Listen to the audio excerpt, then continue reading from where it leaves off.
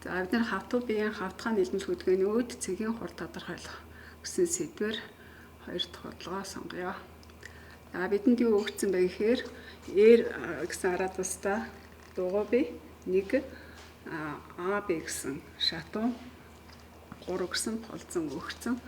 За энэ өгсөн байрлалд цэгийн хурд 5 м/сек гэдэг тогтмол хурдтай өгсөн. За бид нар 1 гэсэн биеийн D цэг, A цэг, за шатууны KB цэгүүдийн хурдыг тодорхойлъё. За хурдыг тодорхойлох 2 аргыг ашиглая. Эхний арга нь хурдны эгшин зургийн төвийг ашиглах.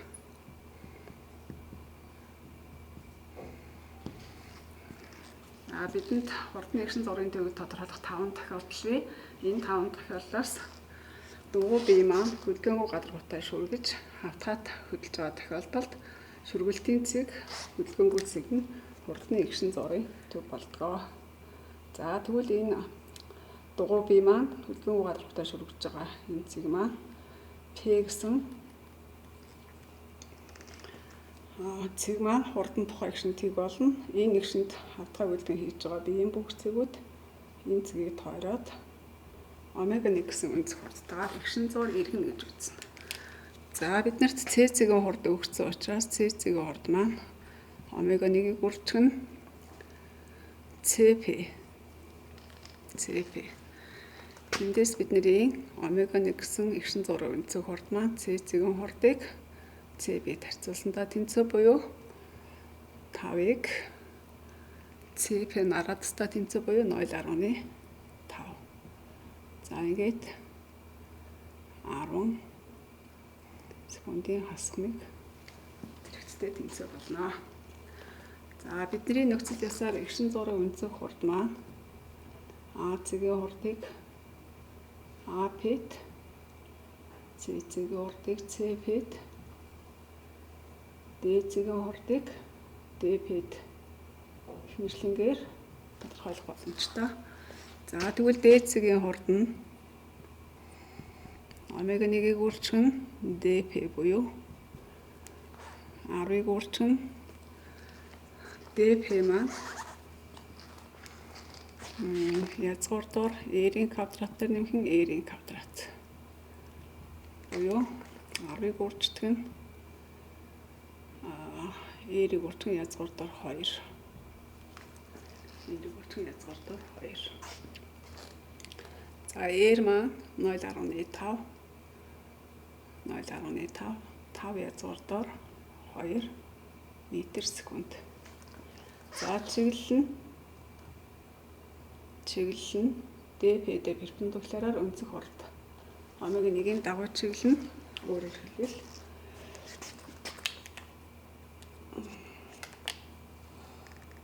DP гэсэн 2 цэгээ холбоод өнцөг хурдны дагуу DP-д перпендикуляраар D цэгийн хурд.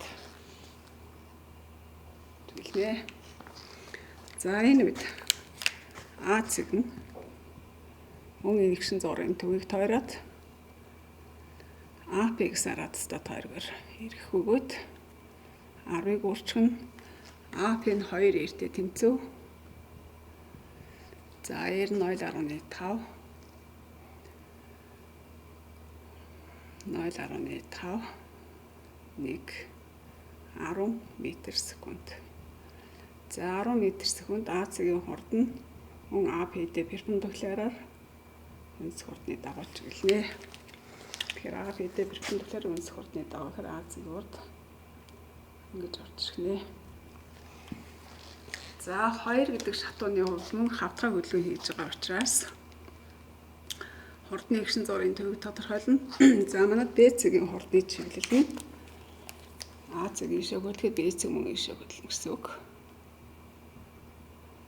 За энэ үед эгшин зургийн төвийг олохдоо бид нар хурдны векторынхаа эхлэлээс перпендикуляр шулуун татаж огтлцуулах ёстой. За энэ шулуунууд огтлцохгүй учраас хурдны эгшин зургийн төв P цэг олдохгүй гэсэн үг. За ийм учраас бидний 2 гэдэг шатууны хувьд омега 2 гэсэн өнцөг хурдан тэгтээ тэнцүү. За энэ маань юу гэсэн үг вэ гэхээр эгшин зуурын давших хүлгэн гэсэн үг. Эгшин зуурын давших хүлгэний үед бүх цэгийн хурд тэнцүү. Өөрөөр хэл А цэгийн хурд, Б цэгийн хурд, бидний олох гэж байгаа К цэгийн хурд бас яах нь тэнцүү буюу дээрээ 10 м/с. Чиглэлээрээ чиглэх юм байна. Тийм учраас К цэгийн хурд маань мөн эдгээр хурднуудаа тэнцүү байна гэсэн үг. За ингээд бид нар хавтаа хүлгээний үед хурдны эгшин зуурын төв ашиглаад хурднуудаа тодорхойллоо. За энийг бид нар нөгөө аргаараа шалгая. Өөрөөр хэлбэл тухуйл цэгийн хурд ашиглаа.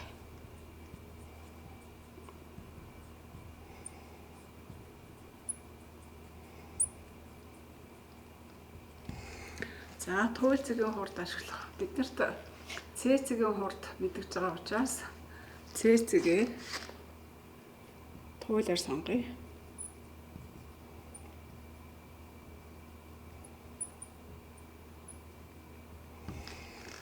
За ингээд Д цэгийн хурдаа олъё. За Д цэгийн хурд нь тухуйл цэгийн хурдан дээр Д цэгээ тойроод ирж байгаа хурдыг нэмсэнтэй тэнцүү. Хэмжээ косинусийн теоремоор 2 дахин авна. Хооронд хүнсгийн косинус байна гэсэн үг. За нэг гэж.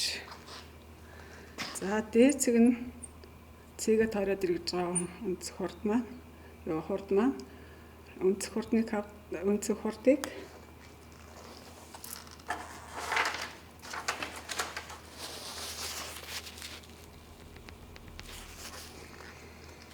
эргэлдээ хараад бас Д цэгээр үүсвэсэнтэй тэнцүү болно.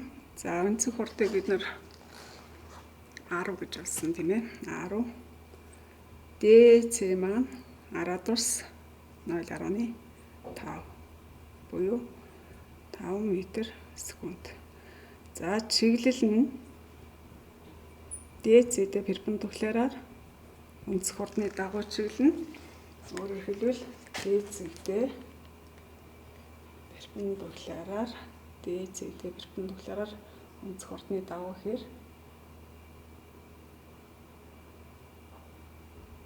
энэ болохоор ДЦ-гээ тойроод ирж байгаа хурдны чиглэл. ДЦ-гээ тойроод ирж байгаа хурдны чиглэл. За ДЦ-гээ тойроод ирж байгаа хурд ба ЦЦ-гийн хурдны хоорондох өнцөг нь 90 градус. 90 градус. За ингээд косинус ирдэл тэгтээ тэнцүү буюу ДЦ-гийн хурд маань ЦЦ-гийн хурдны квадрат дээр ЦЦ-гийн хурд манай 5 гэж өгсөн байгаа. 5-ын квадрат дээр ДЦ-гээ тойроод ирж байгаа хурд маань бас 5 байгаа. 5-ын квадрат.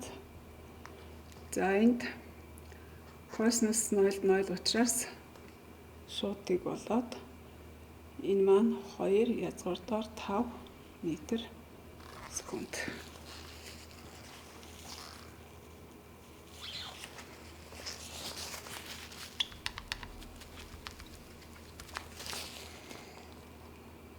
Таван гараад язгуурдаар 2 үлдэнэ гэсэн үг. За энэ хэмжээ маань бидний өмнө олсон энтэйгээ тэнцүү байгаа учраас ингээ батлаглаа. За яг үүнтэй адилаар А цэгийн хурдыг шалгая. За А цэгийн хурд маань Ц'гээ туйл болгоул Ц нагаа тойроод ирж байгаа хурдны нийлбэр. За Ц нагаа тойроод ирж байгаа хурд маань мөн омега 1-ийг өөрчлөх нь АЦ буюу 5 м/с. 10-ыг өөрчлөх нь АЦ маань мөн энтэй адилхан учраас 5 м/с. Чиглэл нь АЦ-тэй перпендикуляраар өнцөг хурдны дагуу АЗ-д перпендикуляр өнцөг хурдны даваа гэхээр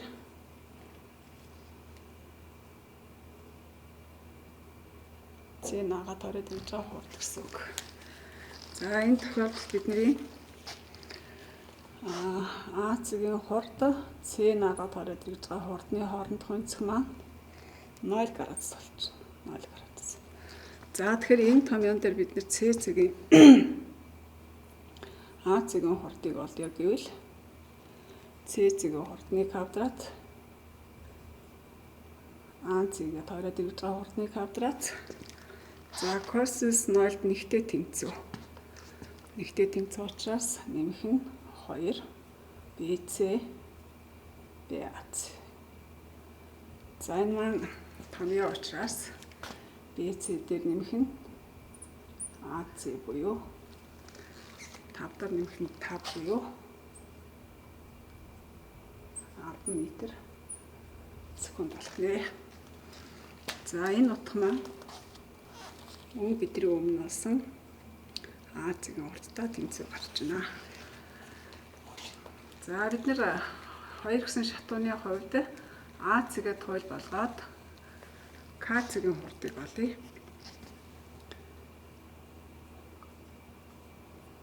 2 гэсэн шатууны хувьд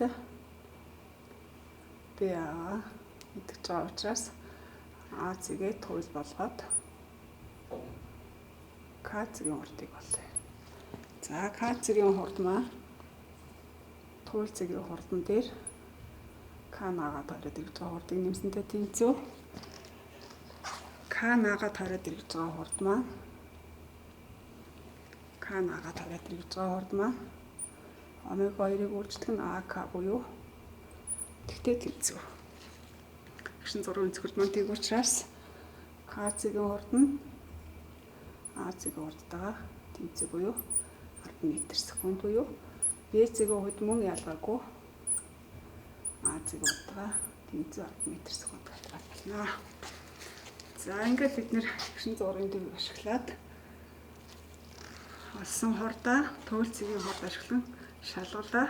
Ингээд тэнцүү байгаа нь харагдаж байна. За баярлалаа.